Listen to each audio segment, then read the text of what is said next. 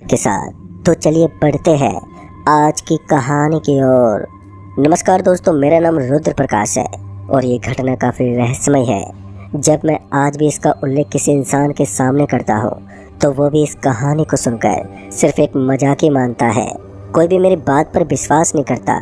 सबको लगता है कि ये कहानी झूठी है, लेकिन वो कहते हैं ना, हकीकत और झूठ में काफ़ी फ़र्क होता है। दीपावली से बस कुछ ही दिन पहले की बात होगी। उस वक्त मैं एक डॉक्टर हुआ करता था जो कि लोगों को घर घर जाकर देखने का काम करता था। डॉक्टर यानी कि आप एक कंपाउंडर भी समझ सकते हैं। मैंने अपनी ज़िंदगी में ना जाने कितनी बार रात के 12 बजे के लगभग सफ़र किया होगा। काफ़ी बार तो ऐसा भी हुआ था जब मैं पूरी रात को अपने घर नहीं जा पाता था, और ऐसा भी कई बार हुआ था कि मुझे आधी रात को अपने घर से निकलना पड़ता था। लेकिन एक घड़ी ऐसी भी आई जिसने मेरी ज़िंदगी में एक बहुत ही बड़ा बदलाव कर दिया। तो मुझे पटना के लिए निकलना पड़ा। इन दिनों मेरा नाम काफ़ी जाना माना हो गया था, इसलिए मुझे उन डॉक्टर की श्रेणी में रखा जाने लगा था जो काफ़ी अनुभवी होते थे।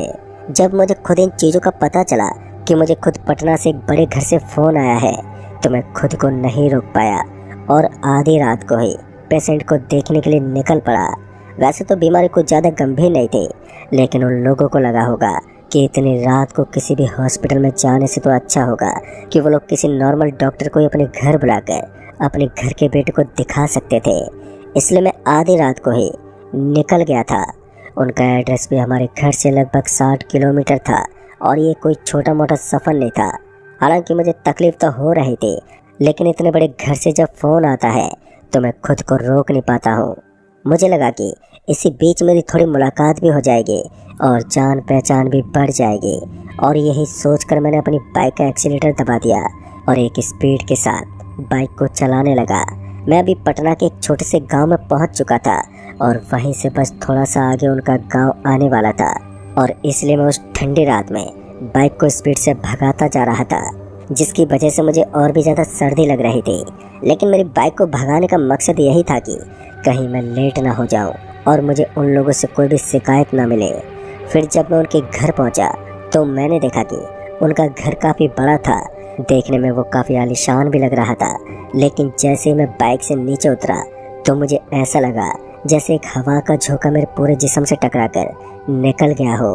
मुझे ऐसा एहसास हो रहा था जैसे उस हवा के झोंके ने पल भर में ही मेरे पूरे शरीर को छलनी कर दिया था। एक बार के लिए तो मेरी जान से निकल गई थी, लेकिन फिर मैंने लंबी सांस ली और खुद को संभालने लगा। मुझे ऐसा महसूस हो रहा था जैसे कि मेरा पूरा शरीर कमज़ोर हो गया है, और ये कैसे हुआ मुझे इस बात का भी कोई अंदाज़ा नहीं था। एक डॉक्टर होने के बावजूद भी मैं इस चीज़ को जान नहीं पाया था कि आखिर मेरे साथ हुआ तो हुआ क्या। फिर उसके बाद मैं इस चीज़ को नज़रअंदाज करते हुए उनके घर के अंदर दाखिल हुआ। मैंने देखा कि उनका घर काफ़ी बड़ा था, दिखने में वो काफ़ी खूबसूरत था। और उसके बाद मैं सीधा पेशेंट के रूम में गया तो मैंने देखा कि पेशेंट के आजू बाजू में उसके घर वाले बैठे हुए थे। वो एक 20 साल का लड़का था। फिर मैं उसके पास गया और उसकी चेकिंग की। तभी उनमें से एक आदमी ने कहा, भाई साहब, आपको आते हुए ज़रा सी भी तकलीफ़ तो नहीं हुई? पता नहीं क्यों, लेकिन उस आदमी की बात को सुनकर मुझे ऐसा लग रहा था जैसे कि वो मुझसे पूछना चाहता हो कि आखिर मुझे तकलीफ़ क्यों नहीं हुई। उसका सवाल ही अजीब था। इसलिए मैंने उस आदमी से कहा, अरे भाई साहब, आप भी कैसी बात करते हो? हम डॉक्टर का तो यही काम होता है, कभी भी कहीं भी निकलना पड़ जाता है। वैसे भी अब तो हमारी ये आदत हो गई है। इतना कहने के बाद मैं शांत हुआ, और फिर उसके बाद उन्हीं में से एक आदमी ने कहा, देखिए भाई साहब, आप जिस रास्ते को नॉर्मल रास्ता समझ रहे हैं ना, वास्तव में आप उस रास्ते की हकीकत से रूबरू नहीं है। और जिस दिन आप उस रास्ते की हकीकत से रूबरू हो जाओगे, उस दिन के बाद शायद आप उस रास्ते से भटकने की हिम्मत भी नहीं करोगे। उसकी बात सुनने के बाद मुझे थोड़ा अजीब लग रहा था, लेकिन मैंने फिर से उनकी बातों पर ज़्यादा ध्यान देना बिल्कुल भी ठीक नहीं समझा। और पेशेंट को देखकर मैंने उनसे कहा, देखिए, इनको नॉर्मल बुखार है। मौसम की वजह से इस तरह तबीयत में उतार चढ़ाव आना एक लाजमी सी बात है, इसलिए आपको टेंशन करने की कोई ज़रूरत नहीं है। लेकिन तभी मुझे ऐसा लगा जैसे मेरे पैर की तली पर कुछ गीला गीला गिरा था। हालांकि मैंने उस वक्त शूज़ पहन रखे थे, इसलिए मैं उनको वहाँ पर उतारना नहीं चाहता था। फिर उसके बाद उन्होंने मुझे उम्मीद से कुछ ज़्यादा ही पैसे दे दिए थे, और मैं उनका शुक्रिया अदा करते हुए वहाँ से निकल गया। अब मैं आज काफ़ी खुश था, क्योंकि पूरे दिन का जुगाड़ तो मैंने आज रात में ही कर लिया था और अब मैं घर जाकर आराम से सो सकता था। लेकिन अगर किसी पेशेंट का फ़ोन आ जाता तब तो मुझे किसी भी हालत में निकलना पड़ता, इसलिए मैं चैन की नींद तो नहीं सो सकता था। अभी मैं यही कुछ सोचते हुए रास्ते पर आगे बढ़ रहा था कि तभी मुझे अपने सामने की दिशा से बहुत ही सारे लोगों की आवाज़ एक साथ आने लगी थी। ना जाने क्यों, लेकिन इस आवाज़ को सुनने के बाद मेरी रूह कांप गई थी। मुझे अंदर ही अंदर बेचैनी होने लगी थी। जब मैंने बाइक के हेडलाइट को ऊपर की तरफ किया तो मैंने देखा कि कुछ आदिवासी टाइप में नजर आने वाले लोग भागते हुए मेरी तरफ आ रहे थे और उनके हाथों में कुछ था। जब मुझे खतरा महसूस हुआ तो मैंने अपनी बाइक को एक कच्चे रास्ते में डाल दिया। अब मैं उस रास्ते से उतरना नहीं चाहता था क्योंकि मैं एक गलत रास्ते पर तो आ गया था, लेकिन ये तो मुमकिन था कि वो रास्ता कहीं ना कहीं किसी गांव से तो जुड़ता होगा। इसलिए मैं अपनी बाइक को चलाने लगा। फिर कुछ देर के बाद उन लोगों की आवाज़ आनी भी बंद हो गई तो मैंने बाइक को रोक लिया। लेकिन इस बार जैसे मैंने अपनी बाइक को ब्रेक लगाया तो मुझे अपने पीछे की तरफ से ऐसा लगा जैसे कोई मेरे ऊपर से होता हुआ बाइक के आगे गिर गया था। आवाज़ तो आई थी लेकिन वहाँ पर कोई नज़र नहीं आ रहा था और ये काफ़ी आश्चर्यचकित कर देने वाला नज़ारा था जिसको महसूस करके मैं बहुत ही बुरी तरह से कांपने लगा था, क्योंकि अब मैं समझ गया था कि यहाँ पर कुछ तो अजीब है जो काफ़ी देर से मेरा पीछा कर रहा था। फिर एक बार मेरे शरीर को छूता हुआ एक हवा का झोंका निकल गया। ये बिल्कुल उसी तरह का एहसास था जो मुझे उस घर के सामने हुआ था। अब मेरा जी घबरा रहा था और मुझे बेचैनी होने लगी थी। फिर मैंने अपनी मोटरसाइकिल को स्टार्ट करने की कोशिश की लेकिन वो भी स्टार्ट नहीं हो रही थी। मेरी हर कोशिश अब लगातार नाकाम होने लगी थी और तभी मुझे बहुत ही सारे लोग फिर से अपने पीछे की तरफ से भागते दिखे। इस बार मैं समझ गया था कि उनकी रॉकेट जैसी रफ्तार के सामने मैं टिक नहीं पाऊंगा, इसलिए मैं अपनी बाइक के पास ही खड़ा रहा। लेकिन जब वो मेरे पास आए तो मैं ये देखकर हैरान हो गया कि जिस रफ्तार के साथ वो सभी लोग मेरी तरफ भागते हुए आ रहे थे, उनकी उस रफ्तार को देखने के बाद मैं पूरी तरह डर गया था। लेकिन जैसे ही वो मेरे पास से निकले तो मैंने महसूस किया कि वो मेरे पास से निकलने के बावजूद भी मुझे बिल्कुल टच नहीं कर पाए थे और मुझे तो ऐसा लग रहा था जैसे कि वो सभी मेरे शरीर के आर पार हो गए थे। दोस्तों, ये सब देखकर ही इंसान तो पूरी तरह से सहम उठता है और ऐसा ही कुछ मेरे साथ हो रहा था। मैं तो अब उम्मीद भी छोड़ चुका था कि मैं सही सलामत निकल जाऊंगा। मुझे ऐसा लग रहा था जैसे मेरी मौत बस मेरा इंतज़ार कर रही हो। और फिर उसके बाद जब मुझे लगा कि अब मैं अपनी बाइक को यहाँ से नहीं निकाल पाऊंगा तो मैंने सोचा कि यहाँ से पैदल ही निकलना बेहतर होगा, क्योंकि मुझे अपनी बाइक स्टार्ट करने में काफ़ी समय लग जाएगा।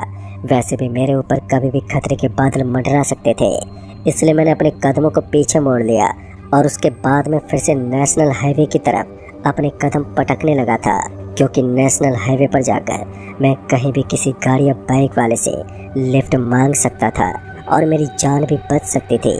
इसलिए मैंने जानबूझकर नेशनल हाईवे के रास्ते को पकड़ना ही बेहतर समझा। और इस बर्फ़ की तरह महसूस होने वाली ठंड की रात में मैं अपने आप को इस तरह सड़क पर चला पाना मुझे काफ़ी ज़्यादा मुश्किल हो गया था।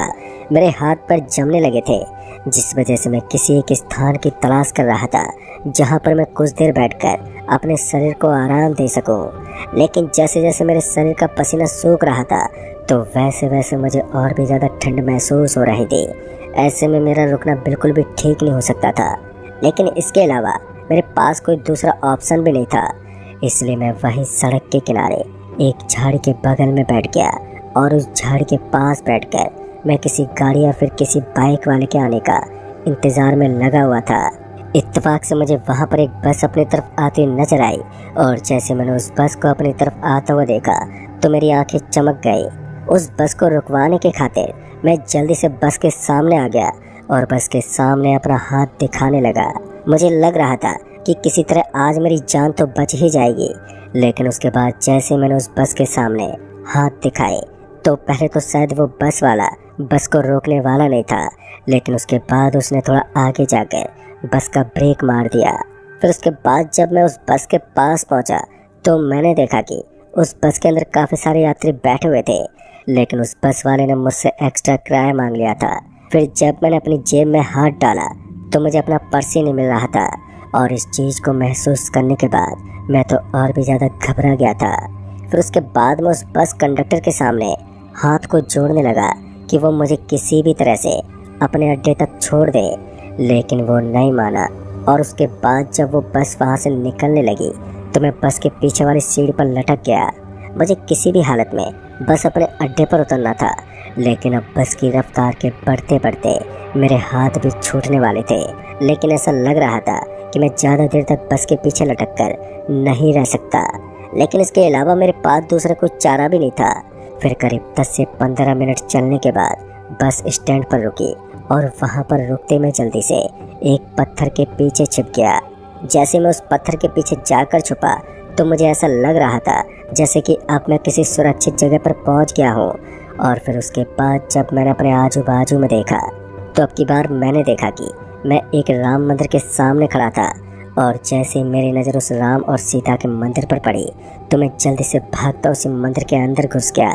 पहले तो मुझे वहाँ पर कोई नहीं दिखा, लेकिन फिर मेरी नज़र वहीं पर मौजूद एक कमरे पर पड़ी तो मैंने देखा कि उस कमरे के अंदर कोई लेटा हुआ है।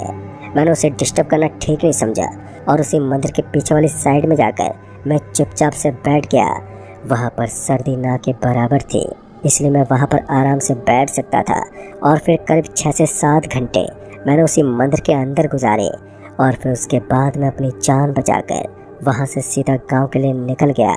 लेकिन दोस्तों, इस घटना ने मेरे अंदर इतना ज़्यादा डर भर दिया था कि उस दिन के बाद मैं कभी भी आधी रात को किसी पेशेंट को देखने के लिए नहीं गया।